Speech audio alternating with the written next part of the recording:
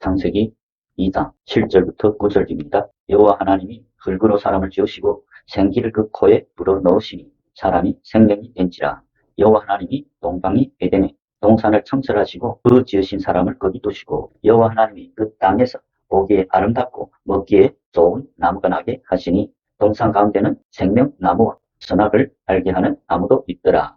아멘.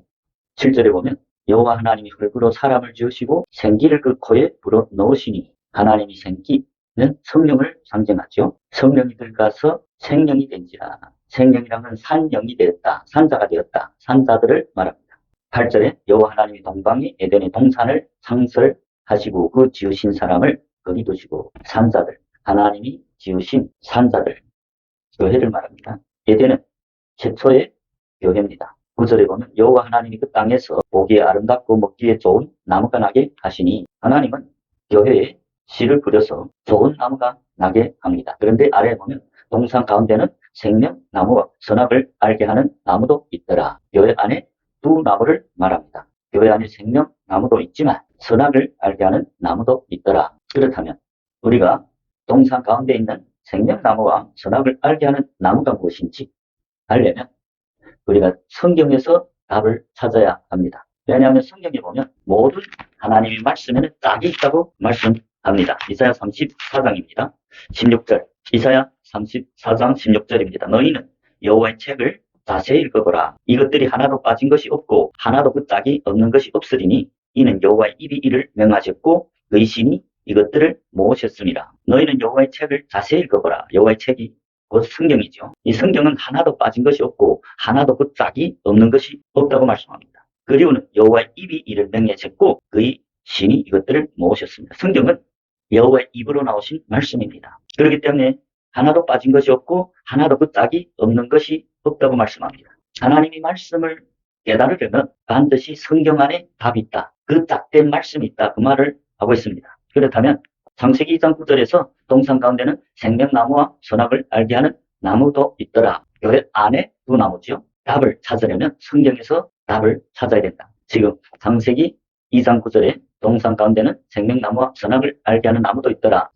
그의 짝된 말씀을 찾아보겠습니다. 마태복음입니다. 예수님이 제 밭에 씨를 뿌리는 그 비유에서 우리가 알 수 있습니다. 마태복음 13장 24절부터 30절에 그 짝된 말씀이 있습니다. 마태복음 13장 24절, 예수께서 그들 앞에 또 비유를 베풀어 가라사대 천국은 좋은 씨를 제 밭에 뿌린 사람과 같으니, 천국은 좋은 씨를 제 밭에 뿌린 사람과 같으니, 하나님은 교회에 좋은 씨를 뿌리죠. 24절에 보면 제 밭에 뿌린다. 하나님이 씨를 뿌리는 밭은 제자들입니다. 고린도전서 3장 9절에 보면 우리는 하나님이 동역자들이요 너희는 하나님의 밭이요 하나님이 집이니라. 여기서 보면 우리는 하나님이 동역자들, 곧 편지를 쓰는 사도 바울과 소스덴의 사도들을 하나님이 동역자들이죠.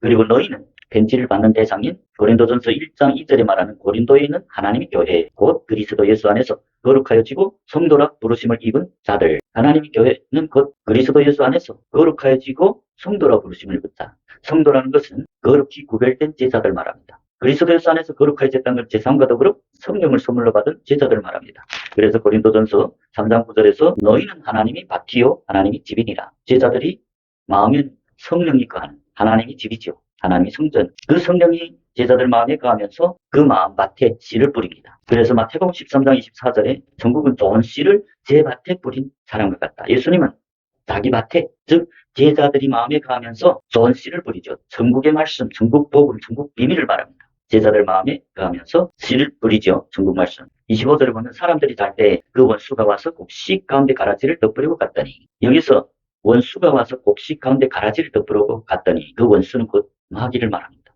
하와에게 뱀이 와서 가라지를 뿌렸죠. 하와를 뺀 것은 뱀, 곧 마귀를 말합니다. 교회 제자들이 교회인데 하나님이 그 마음에서 씨를 뿌리는 반면에 마귀도 제자들이 마음에 생각, 꾀를 주죠. 유다가 왜서 예수를 팔았습니까?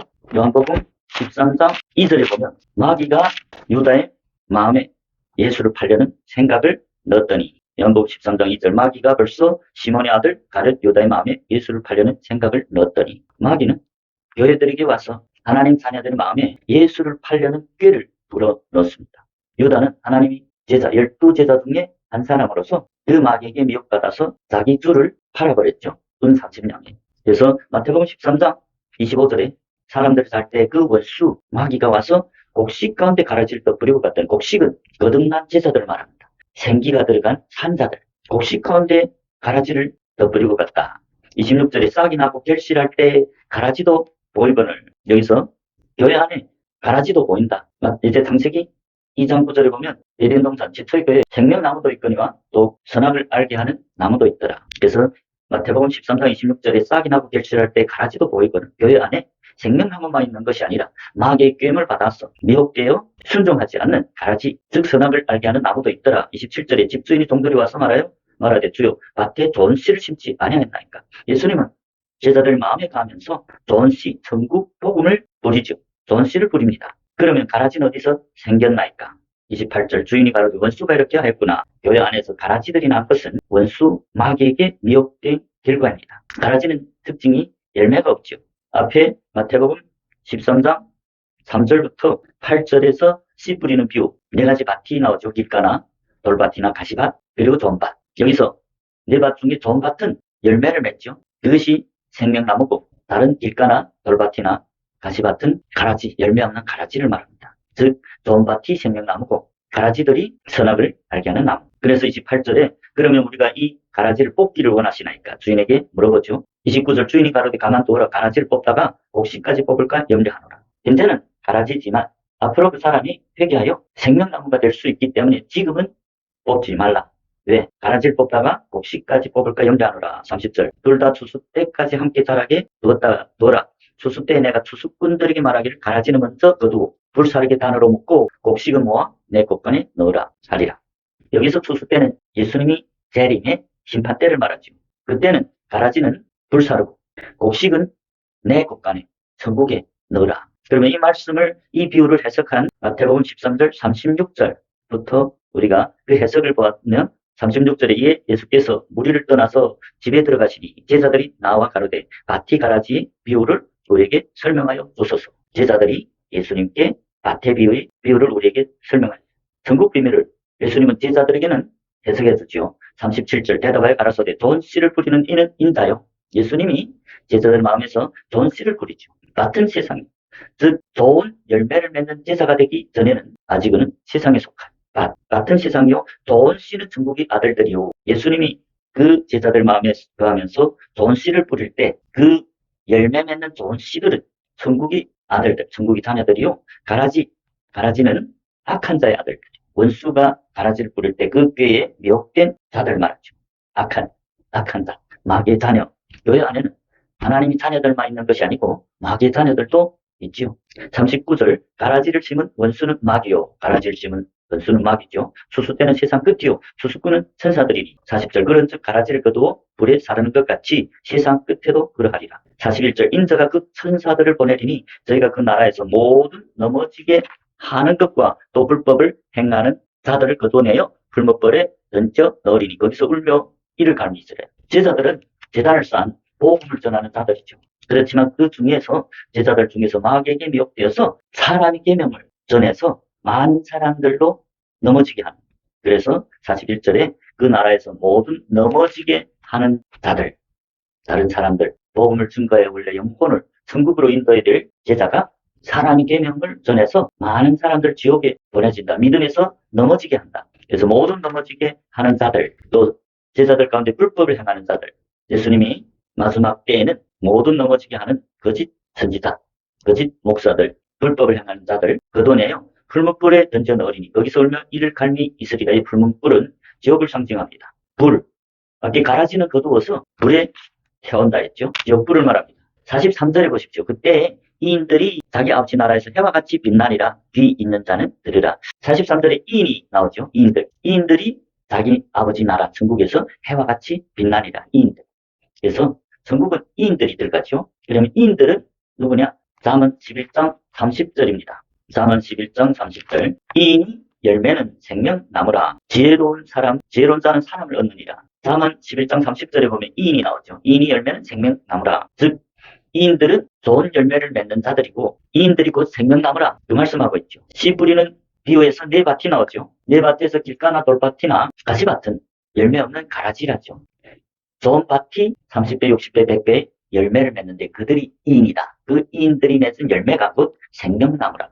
이인이 열매는 생명나무라. 그래서 이인들이 생명나무고 또 이인들이 생명나무를 낳지요. 참제자가 참제자를 만드는. 그래서 지상명령에 보면 마태복음 28장 19절에 보면 예수님이 자기 몸된 교회 즉 12제자와 같은 제자들을 보내면서 너희는 모든 족속으로 제자를 삼아 아버지와 아들과 성령의 이름으로 씨를 주고 참제자들이 이인이죠. 열매 맺는다. 그 열매는 이인들이 이인을 낳는다. 생명나무가 좋은 제자들, 열매 맺는 제자들이죠. 그래서 참제자가 참제자를 낳는 사도 바울과 같은 참제자들이 가서 하나님이 참된 복음을 전해서 참된 제자를 맺는 이인들을 낳는 이인이 낳는다. 그 이인이 열매 맺는 제자들이고 그 이인이 곧 생명나무다. 그래서 창세기 2장 9절에 교회 안에 생명나무와 선악을 알게 하는 나무가 있는데 그 생명나무는 참된 제자들, 열매 맺는 제자들. 하나님께 아브라함이 이삭을 하나님이 제단의 증인으로 드린 것 같이 아브라함은 예수님이 참된 제자였고 그는 이삭을 참된 제자를 양육해서 하나님 제단에 하나님이 증인으로서 하나님께 쓰임받는 증인으로 번제단에 드릴 때 아브라함은 하나님이 인정하는 내가 이제야 네가 나를 경외하는 줄 알았노라. 행함 있는 산 믿음이 제자들. 그들이 곧 생명나무라. 그렇지만 열매 없는 길가나 돌밭이나 가시밭은 가라지라는 것을 말씀하고 있습니다. 즉 열매 없는 세 가지 밭은 선악을 알게 하는 나무다. 그래서 성경은 교회 안에 두 가지 나무 즉 참된 제자와 미혹된 제자들, 가라지들. 미혹돼서 마귀에게 미혹돼서 열매 맺지 못하는 제자들은 선악을 알게 하는 나무다.